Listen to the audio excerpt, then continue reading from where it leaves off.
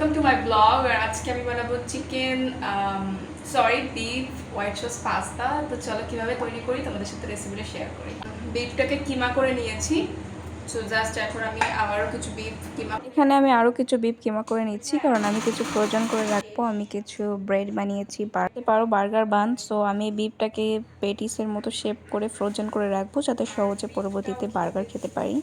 তো আমি এখানে একটু বেশি করেই বিফটাকে ব্লেন্ড করে কিমা করে নিলাম। এখন ব্ল্যাক পেপার এবং সল্ট দিয়ে সুন্দর করে মেখে আধা ঘন্টা অথবা 10 মিনিটের মতো রেখে দেবো। তারপরে আমি মূল রান্নায় যাব। তো এটা কিন্তু খুবই ইম্পর্ট্যান্ট, কারণ এতে বিফের টেস্ট আরও জুসি এবং আরও ভালো হয় খেতে। সো আমি বিফটাকে ওখানে ম্যারিনেট করতে দিয়ে এসেছি। আর এখন আমার বোন এখানে পেন্টিং করতে বসছে। মোটামুটি আমার সকালে যা কিছু করি সেগুলো করা শেষ।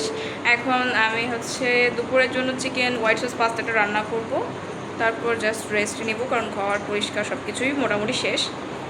সো ব্লগটা দেখতে থাকো, আশা করি তোমাদের অনেক ভালো লাগবে।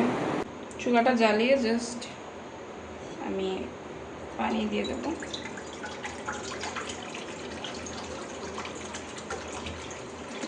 সত্যি কথা বলতে এই পাস্তাটা খেতে যে এত মজা হয় আমি কে বলবো। তোমরা বাসায় ইনগ্রিডিয়েন্টস থাকলে এগুলো ট্রাই করে দেখতে পারো। খেতে জাস্ট দারুণ হয়, অসাধারণ হয় খেতে। আমি তো প্রায় বাসায় বানিয়ে। তো এখন আমার লাগবে টমেটো। যদিও বা এখন গরমকাল, বাট আমরা টমেটো খুঁজে পেয়েছি, সো সেটাই আজকে ইউজ করব। সো টমেটো পেয়েছি বলেই একটু হ্যাপি। তাতে দেখা যায় যে পাস্তাটা অনেক টেস্টি হয়। সো আমি এখন 3টা টমেটো ইউজ করব ফর বেটার রেজাল্ট। দেখতেই পারছো এখানে।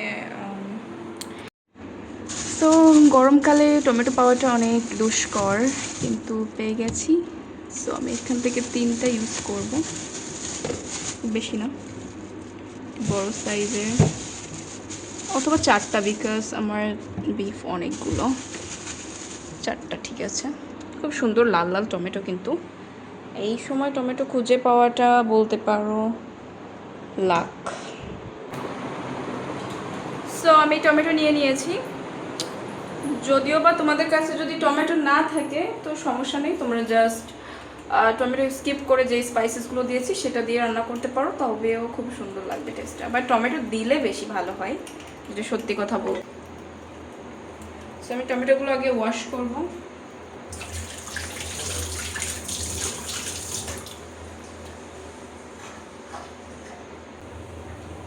তো ওয়াশ করার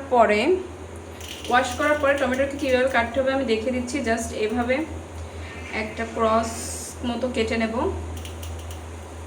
যাতে এটা পিল করতে সুবিধা হয় যখন তোমার টমেটোটা বয়েল হয়ে যাচ্ছে। জাস্ট এরকম একটা সাইজ করে আমরা জলের ভিতরে দিয়ে দেবো, গরম জলের ভিতর। জলটাকে বয়েল করতে দিয়েছি। আমি এখন টমেটোটাকে এইভাবে কেটে নিচ্ছি, আবারও দেখিয়ে দিচ্ছি। ব্যাস এভাবে কেটে নিয়ে ধোয়া টমেটো আমি দিয়ে দিচ্ছি। এটাও ধুয়ে নিয়েছি। তোমরা চাইলে পিছনের ওইটা বোটাটাও কেটে দিতে পারো, বাট আমি দিচ্ছি না। এভাবে আমি দিয়ে দেবো পানির ভিতরে, এভাবে, যাতে সুন্দর করে সিদ্ধ হয়ে যায়। জাস্ট আমি একটু নেড়ে চেড়ে বয়েল করে নেব। আমি এখানে আমার পাস্তাটাকে বয়েল করব। শুধু যে আনহেলদি রেসিপি শেয়ার করছি এমনটা নয়। যাদের হেলদি রেসিপির প্রয়োজন কমেন্টে বলবে, দারুণ দারুণ মজার মজার হেলদি রেসিপি দেখাবো। তো আমি এখানে পানিটাকে খুব ভালো করে বয়েল দিয়ে নেব। আর এখানে টমেটোটাও কিন্তু নাড়তে হবে, টমেটোর কথা ভুলে গেলে চলবে না।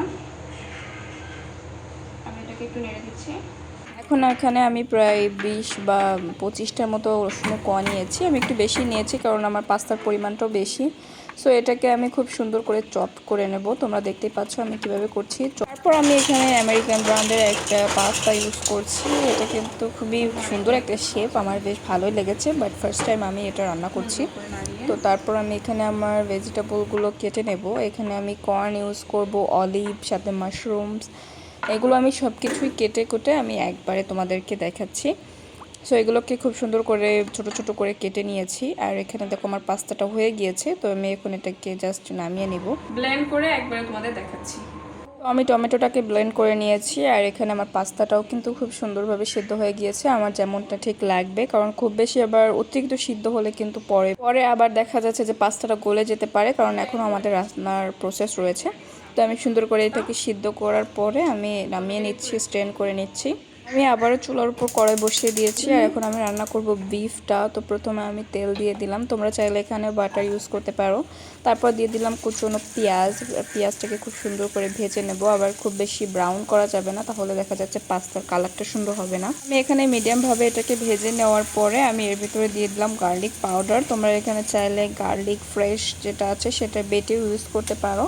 আমার জাস্ট টাইম ছিল না, এই জন্য আমি এটা দিয়ে দিলাম। তারপর দিলাম পাপরিকা। এগুলো দিয়ে খুব সুন্দর করে আমি ভেজে নেব। তারপরে আমি দিয়ে দেব বিফ কিমা, অথবা তোমরা এখানে চিকেন কিমা বা শ্রিম্প কিমা এটাও দিতে পারো। তো এটা দিয়ে আমি খুব সুন্দর করে নেড়ে চেড়ে রান্না করে নেব যতক্ষণ না এটা সিদ্ধ হয়। আর খুব সুন্দর করে কিন্তু রান্না করতে হবে, আবার কাঁচা যেন না থাকে, কারণ এরপরে আমরা এটাকে বেশি সময় রান্না করব না। তো আমার রান্নার এক পর্যায়ে আমি খুব সুন্দর করে এটাকে সুন্দর করে ভেজে নিচ্ছি। তারপরে দিয়ে দিলাম আমি এখানে লবণ, আর পাশে আরও দিলাম সয়া সস। তোমরা চাইলে এখানে অন্য যে কোনো ওয়েস্টার্ন সসও একটু দিতে পারো, কিন্তু খুব বেশি আবার দিতে যেও না। তো তারপর এখানে দিলাম আমি টমেটো পিউরে, যেটা আমি ব্লেন্ড করে রেখে দিয়েছিলাম। আর টমেটোটা কিন্তু খুব সুন্দর একটা কালার এনে দিয়েছে। আর এটাকে আমি এখন রান্না করব যতক্ষণ না সিদ্ধ হয়। আর এখানে দেখো আমি অন্য রেস্টোবার যে বিফগুলো ছিল সেটাকে পেটিসের মতো করে ফ্রোজেন করতে দিয়ে দিব। এখানে আমি একটু চিনি আর একটু অরিগ্যানো দিয়ে খুব সুন্দর করে আমি রান্না করে নিলাম।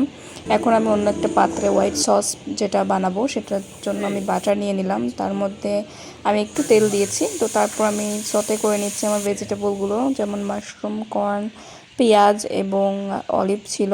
তো খুব সুন্দর করে এগুলোকে সতে করে নেওয়ার পরে এগুলোকে আমি একটা পাত্রে উঠিয়ে নিচ্ছি। আর ভেজিটেবলগুলো কিন্তু তোমাদের চয়েস মতো দিতে পারো, তোমরা এখানে ক্যারট চাইলে ইউজ করতে পারো। তো এগুলোকে আমি ভেজে নেওয়ার পরে আমি আরও একটু বাটার দিয়ে গার্লিক আর পেঁয়াজটাকে ভেজে তার ভিতরে দিয়ে দিলাম কর্নফ্লাওয়ারটাকে বাটারের সাথে ভেজে তোমরা মিল্ক দিয়ে দেবে। আর হ্যাঁ, এখানে কিন্তু নাড়ানোটা খুবই গুরুত্বপূর্ণ, নাহলে কিন্তু তলায় ধরে যাবে। তো তোমরা সুন্দর করে নেড়ে এটা হোয়াইট সস বানিয়ে তার ভিতর পাস্তাটাকে দিয়ে দেবে। তারপর আমি সমস্ত রান্না করা ইনগ্রিডিয়েন্টসগুলো এক এক করে দিতে লাগলাম। পর্যায়ে কিন্তু নাড়ানোটা খুবই গুরুত্বপূর্ণ, দেখবে যেন তলায় না লাগে। আর আমি লাস্টে 250 গ্রাম মতো একটা চিজের বল দিয়ে আমি খুব সুন্দর করে মেল্ট করে নিয়েছিলাম। তার সাথে আমি দিয়েছিলাম বেসিল এবং অরিগ্যানো, আর একটু গার্লিক পাউডার, একটু লবণ, এগুলো দিয়ে খুব সুন্দর করে আমি মিক্স করে, আরও দিয়েছিলাম কেচাপ, সরি বলতে ভুলে গিয়েছি। সো এগুলো দিয়ে আমি খুব সুন্দর করে পাস্তাটাকে রান্না করে নিলাম। আর এই পাস্তাটা খেতে যে এত মজা হয় তোমরা যদি ট্রাই না করো কিন্তু জানতেই পারবে না। সো তোমাদের বাসায় যদি ইনগ্রিডিয়েন্টসগুলো থাকে তোমরা অবশ্যই ট্রাই করো, আর আমাকে জানিও আজকের ব্লগটা তোমাদের কেমন লাগলো।